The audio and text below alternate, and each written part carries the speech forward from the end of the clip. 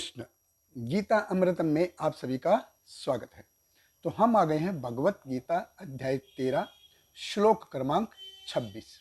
तो पिछले श्लोक में हमने देखा कि भगवान कहते हैं कि कोई इसको कर्म योग से, ज्ञान योग से, ध्यान योग से उनको जान सकता है, या एक जीव है वो परम पुरुष को जान सकता है, परमात्मा को जान सकता है। इस श्लोक में भगवान भक्ति योग के बारे में बताएंगे और भक्ति योग की उपमा कैसे दी जा रही है, ये बहुत ही इंटरेस्टिंग है।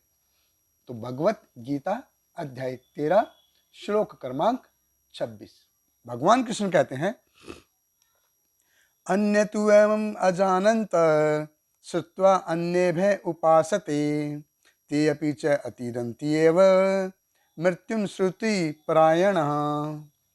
भगवान कृष्ण कहते हैं, ऐसे भी लोग हैं जो यद्यपि आध्यात्मिक ज्ञान से अवगत नहीं होते, पर अन्यों से परम पुरुष के विषय में सुनकर उनकी पूजा करने लगते हैं।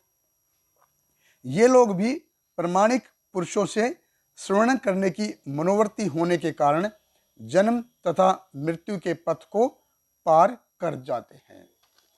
देखिए, भगवान कृष्ण कहते हैं श्रुतिम परायणा, कि अगर कोई आध्यात्मिक ज्ञान के बारे में प्रामाणिक स्रोत से सुनने की जिज्ञासा रखता है तो वो भी इस भवसागर को पार कर जाएगा। देखिए, भक्ति योग की जो उपमा है भगवान कैसे दे रहे हैं, श्रुति से।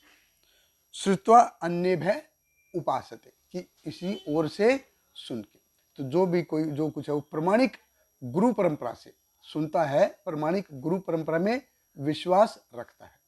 तो भक्ति योग के बारे में देखिए, सीधी सी तुलना किससे की जा रही है, सुनने की प्रक्रिया से, सुनने की प्रक्रिया से। और भगवान ने अभी तक लगभग 3 श्लोकों में तत्सुणु तत्सुणु तत्सुणु, अगर आप सुनोगे मेरे अर्जुन तुम ये सुनो। तो हमें भगवान के बारे में ज्ञान कैसे मिलता है, कैसे मिलता है, अगर हम प्रामाणिक स्रोत से सुनेंगे तो पिछले श्लोक में जैसे हमने देखा, भगवान ने कर्मयोग, ज्ञान योग, ध्यान योग, इन तीनों को कंबाइन करके एक श्लोक में बताया। अभी भक्ति योग में अलग से क्यों बताया भगवान ने, क्यों, क्योंकि कर्मयोग, ध्यान योग और ज्ञान योग, इन तीनों का बेसिक नेचर अलग है और भक्ति योग का नेचर अलग है। अब कर्म योग, ज्ञान योग, ध्यान योग, ये क्या है, ये आरोह पंथ है। आरोह पंथ यानी कि मेरी खुद की मेहनत मशक्कत है, कि I want to prove it, ऐसा करके वो भक्ति में आगे बढ़ना चाहता है, वो भगवान के पास आने का प्रयास करता है। मतलब अपनी ओन कैपेसिटी से, बजाय इसके कि भगवान की कृपा के सहारे नहीं, वो भगवान की कृपा के सहारे नहीं, वो खुद की मेहनत मशक्कत से भगवान के पास जाना चाहता है। लेकिन भक्ति योग क्या है, भक्ति योग है सिंपली सुनना, वो भी किससे, प्रामाणिक स्रोत से सुनना, यानी कि वो भगवान की कृपा चाहता है। तो ये बहुत ही महत्वपूर्ण है कि जहाँ से हो, कहीं से हो, कोई भी बोल रहा हो सब सुन लो, नहीं, सब नहीं सुनना, सिर्फ प्रामाणिक स्रोत से सुनना है, प्रामाणिक स्रोत से। तो श्रील प्रभुपाद जी एक बार वृंदावन में किसी एक घर गए, तो वहाँ पे उन्होंने एक न्यूज़पेपर देखा। तो न्यूज़पेपर देखा तो उन्होंने अपने शिष्य को बोला कि ये न्यूज़पेपर ले लो। तो सभी शिष्य उनके हंसने लगे कि न्यूज़पेपर में भी भक्ति की कौन सा ऐसी बात है, लेकिन उन्होंने न्यूज़पेपर ले लिया। तो प्रभुपाद जी ने फिर पूछा उनसे कि इस हफ्ते का भगवान कौन है। तो प्रभुपाद जी बोले कि भारत एक ऐसी जगह है जहाँ पे हर हफ्ते भगवान बदलते हैं, भगवान बनते रहते हैं, भगवान बिगड़ते रहते हैं। तो ऐसी जगह है भारत।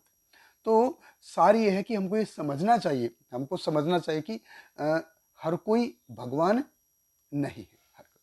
तो गुरु शिष्य परंपरा होनी चाहिए, प्रामाणिक गुरु शिष्य परंपरा होनी चाहिए। और इसीलिए श्रील प्रभुपाद जी ने भगवत गीता के पहले अध्याय से पहले ही इस प्रामाणिक गुरु शिष्य परंपरा को दिया है।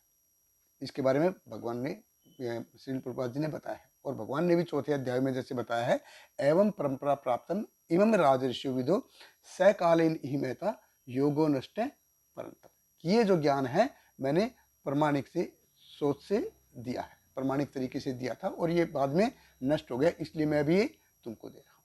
तो प्रमाणिक गुरु शिष्य परंपरा क्या करती है? वो ज्ञान को प्रमाणिक बनाती है, ज्ञान को प्रमाणिक बनाती है। नहीं तो क्या है, ज्ञान क्या है, पूरा का पूरा कपोल कल्पित कल्पना जैसा हो जाता है। और आध्यात्मिकता में ऐसा मन गढ़ंत की कोई वैल्यू नहीं। बहुत बहुत धन्यवाद। हरे कृष्ण। श्रील प्रभुपाद की जय।